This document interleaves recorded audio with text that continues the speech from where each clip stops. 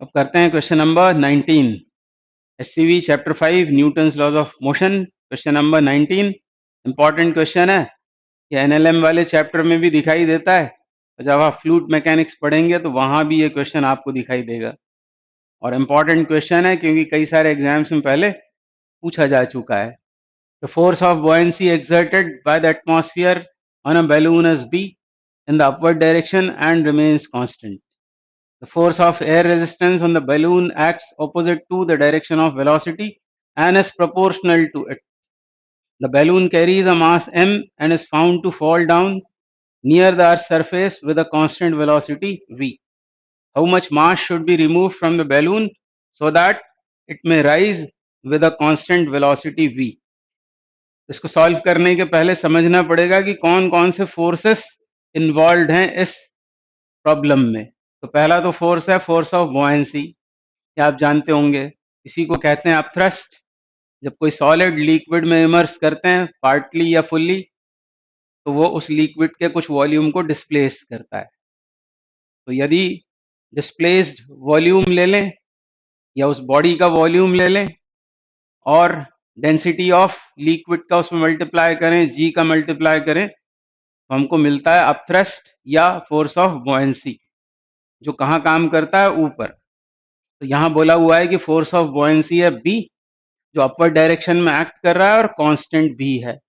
एक तो फोर्स ये है। दूसरा फोर्स एयर रेजिस्टेंस, जब वो बैलून ऊपर जाएगा तो एयर रेजिस्टेंस नीचे काम करेगा और यदि वो नीचे जा रहा होगा तो एयर रेजिस्टेंस ऊपर। और इस क्वेश्चन में बोला हुआ है कि वो जो एयर रेजिस्टेंस है वो वेलोसिटी से प्रोपोर्शनल है और ऑपोजिट डायरेक्शन में है। ये यहाँ बता ही दिया है, वेलोसिटी से प्रोपोर्शनल है एयर रेजिस्टेंस। और तीसरा होगा वेट। इस बैलून का मास भले ही नेग्लिजिबल हो पर यहाँ बोला है कि वो मास कैपिटल एम कैरी कर रहा है। और पहले केस में क्या बोला हुआ है, and is found to fall down. पहला केस ये है, वो नीचे गिर रहा है, फॉल डाउन, और उसकी वेलोसिटी कितनी है, वी। वी वेलोसिटी से पहले वो नीचे आ रहा है। तो यहाँ बात करते हैं उसकी वी वेलोसिटी से आ रहा है वो नीचे। तो एक फोर्स तो ये शो करना पड़ेगा, ये क्या है, बॉइंट फोर्स बी। दूसरा बोला है कि ये एम मास कैरी कर रहा है, तो एम जी, ये हो गया वेट। इसका फ्री बॉडी डायग्राम बनाएंगे तो एक एम जी शो किया, एक बॉइंट फोर्स। और तीसरा फोर्स कौन सा, एयर रेजिस्टेंस, जो वेलोसिटी से डायरेक्टली प्रोपोर्शनल है। तो प्रोपोर्शनलिटी हटाकर एक कांस्टेंट के पुट कर देते हैं तो एयर रेजिस्टेंस हम बोल सकते हैं के वी।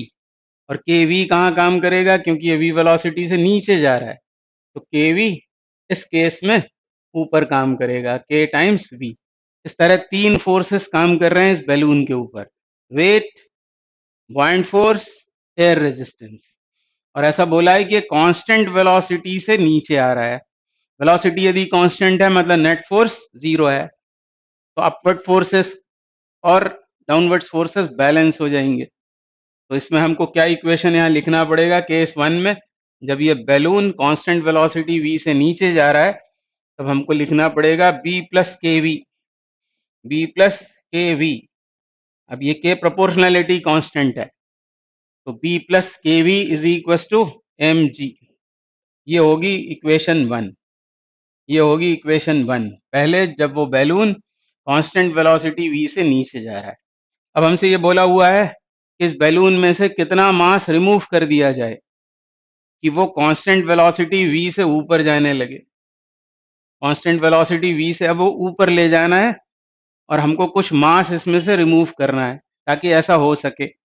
हम मान लेते हैं कि एम नॉट मास हमने रिमूव किया, एम नॉट रिमूव किया तो कितना बच गया मास, एम था, एम नॉट रिमूव किया यानी इतना मास बचा, इनटू जी कर दें तो अब ये वेट डाउनवर्ड्स काम करेगा और वेलोसिटी क्योंकि ऊपर है तो एयर रेजिस्टेंस कहाँ काम करेगा, अब नीचे, और वो वेलोसिटी से प्रोपोर्शनल है तो कितना हो जाएगा, के वी।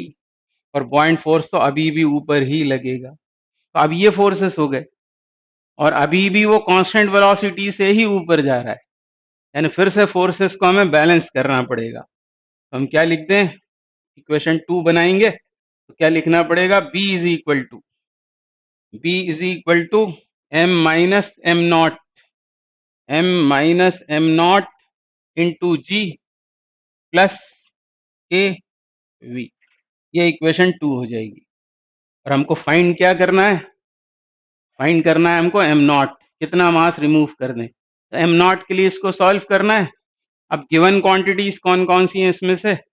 गिवन क्वांटिटीज हैं m दिया हुआ है हमें, बॉइंट फोर्स b गिवन है, तो फाइनल आंसर हमारा इन्हीं की टर्म्स में आना चाहिए, b m और v की टर्म्स में, इनकी टर्म्स में आना चाहिए। तो क्या किया जाए? अब b को तो हमें बनाए रखना है, तो हम इन दोनों को ऐड कर देते हैं, दोनों इक्वेशंस को। दोनों इक्वेशंस को यदि ऐड करेंगे तो इधर क्या हो जाएगा? ये 2b प्लस kv ये हो जाएगा, और इस तरफ ये तो ऑलरेडी आ रहा है और ये सब कुछ उसमें ऐड हो रहा है, तो plus mg minus m naught G plus kv ऐसा हो जाएगा ये। और ऐड करने का फायदा क्या हुआ? फायदा ये हुआ कि kv और kv कैंसिल आउट हो गए। और हमको फाइंड क्या करना है? ये फाइंड करना है, ये ध्यान रखेंगे। इसको इधर ले आते हैं m नॉट जी LHS में, और इधर ये हो जाएगा 2mg माइनस 2b। और अब m नॉट इसमें से अब्स्ट्रैक्ट कर लेते हैं, यहाँ लिख देता हूँ मैं m नॉट, कितना हो जाएगा? g को उधर ले जाना है, तो g ये कैंसिल आउट हो जाएगा, उसके नीचे आ जाएगा, मतलब 2m minus 2b upon g, ये आंसर हो जाएगा। और बुक में ऐसा लिखा हुआ है, 2 बाहर ले लिया, m minus b upon g, ये इस क्वेश्चन का आंसर हो जाएगा। आसान है, पर एग्जाम में इतना कैलकुलेशन करने का अपने पास पेशेंस होना चाहिए, इसलिए थोड़ा सा याद हो आपको, बस कहने का मतलब यह है कि थोड़ा बहुत याद रहना चाहिए, फिर उसी समय आप आंसर फाइंड कर सकते हैं जल्दी।